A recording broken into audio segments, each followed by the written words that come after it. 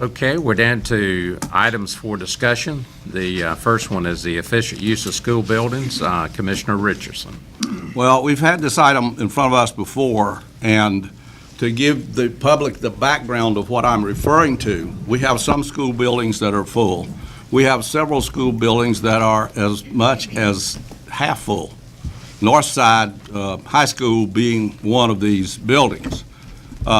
We have growth toward the center of the county around Washington and Chocowinity, and we have schools that have considerable free space in them in terms of student seats at Chocowinity, Northside, and other schools. Maybe Northside Elementary would probably be the only other ones. But this is what I'm saying is based on a study that was done by the architect who did a lot of the school designs about 4 or 5 years ago. And the study is in a blue book, so I call it the Blue Book Study.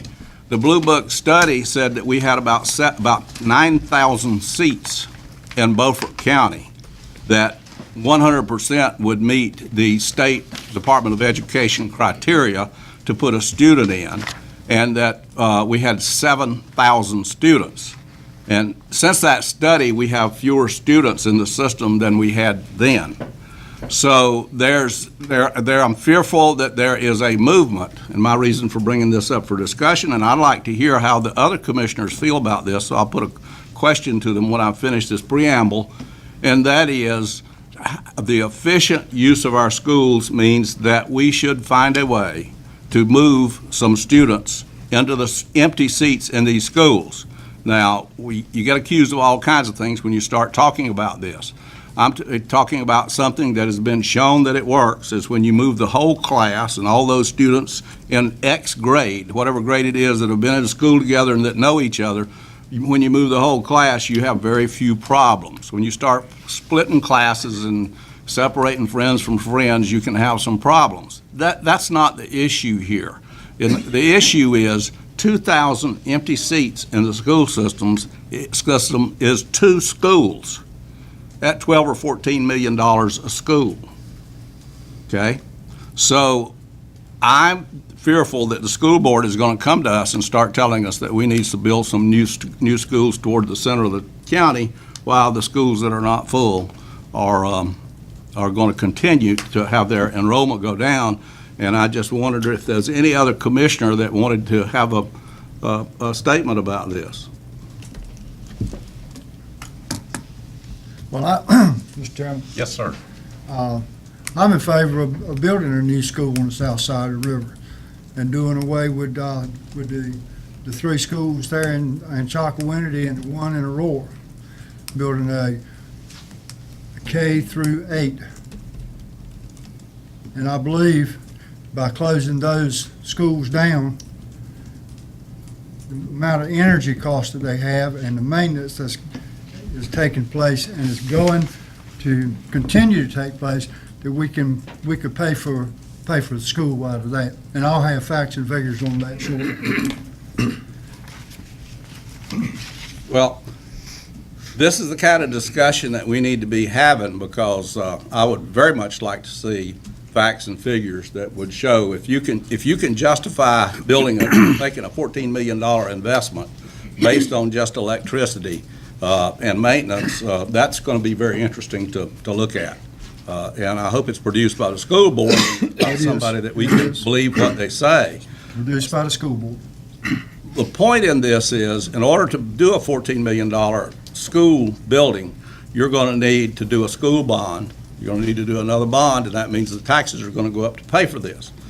The efficient use of the seats that we have in the system would tell us that all we have to do is to draw a few lines and reassign some students, and we don't have to spend any money, and we don't have to raise anybody's taxes. Well, we've got the software that has already been looked at, and if you were to redistrict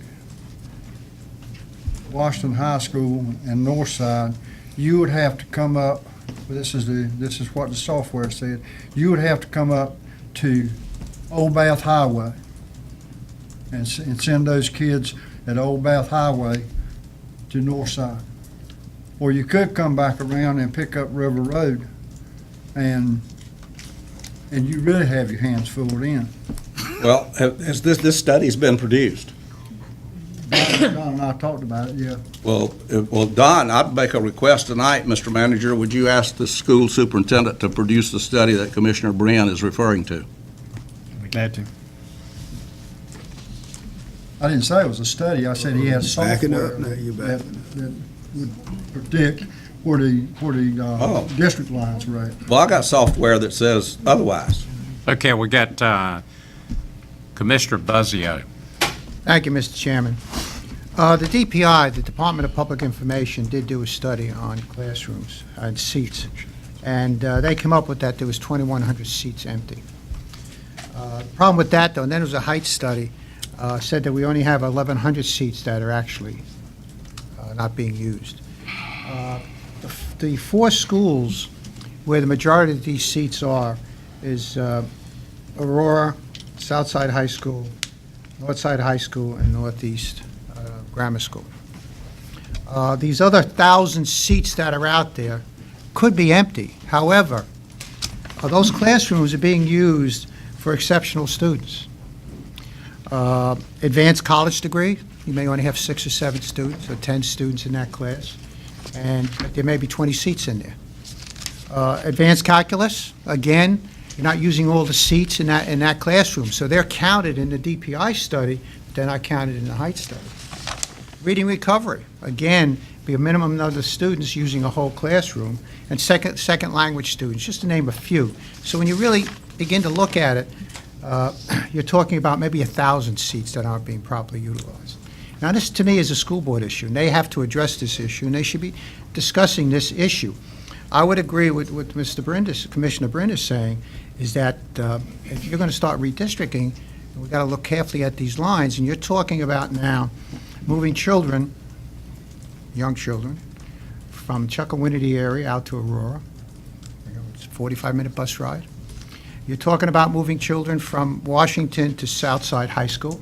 You're talking about redistricting maybe up to Slatestone, which is right outside the front of Washington High School, and moving those students to Northside High School. So this is not an easy solution. And I would leave this up to the educators and the school board to come up with something and then have discussions with us. But I can't see it reversed where we're telling them what they should do. Because just imagine the impact that this is going to have on students and families in this county. We're a large land county, minimum population, cut by a river. So when we hear these numbers thrown around of 2,000 here and 1,000 here, we got to be careful what we're actually talking about. And we're not just counting seats because these classrooms are being used. If you look now at, I'll briefly mention this, the legislative body in Raleigh has come up with a nice unfunded mandate about classroom size. They didn't talk to anybody from the education field. Now, they're giving us a 2-year moratorium, but they want to lower classroom size. Well, this county doesn't have any empty classrooms. You may be talking $1 million. You may have to fire 30 teachers or something. Well, maybe we can pitch tents out there. So this is not an easy issue that needs to be discussed, yes, by this board, but mainly by the Board of Education.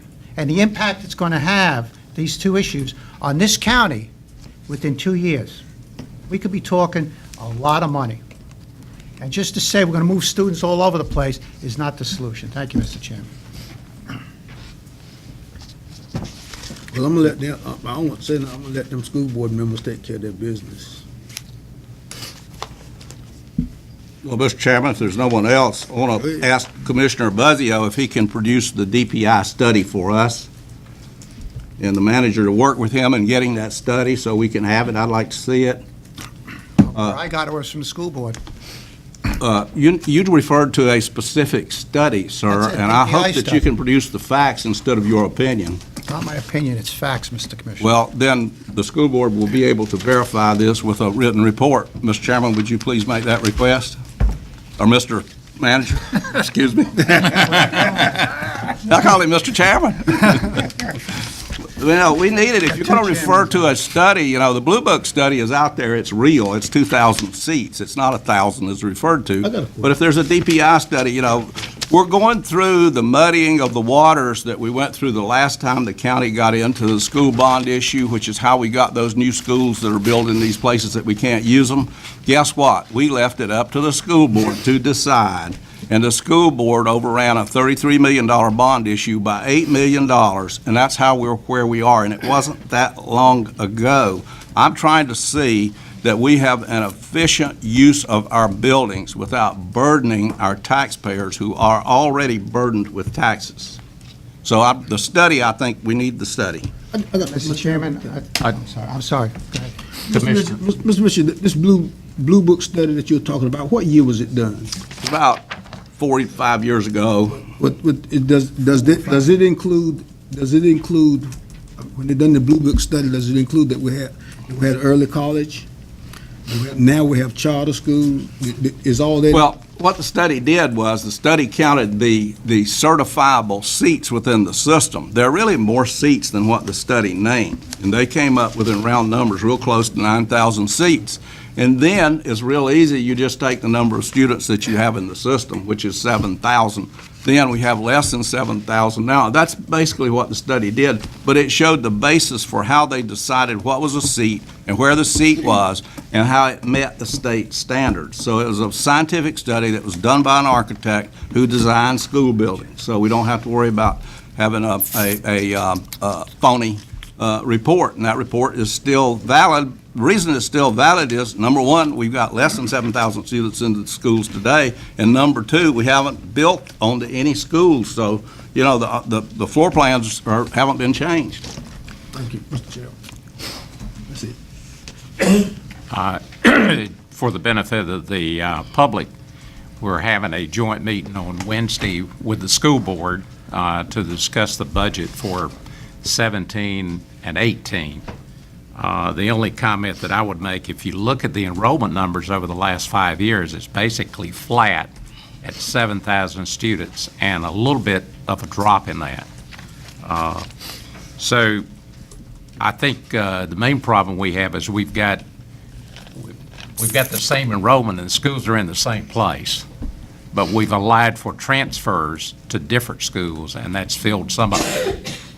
And I think, according to the Washington Daily News, last meeting, I think that they've, once they get to 95% on the enrollment of the school, they cut out the transfers. So,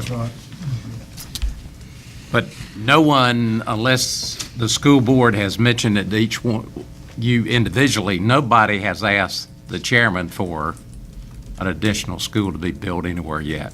Me either. So, anyway, let's go to item number 2, the Finance Committee update. Anita?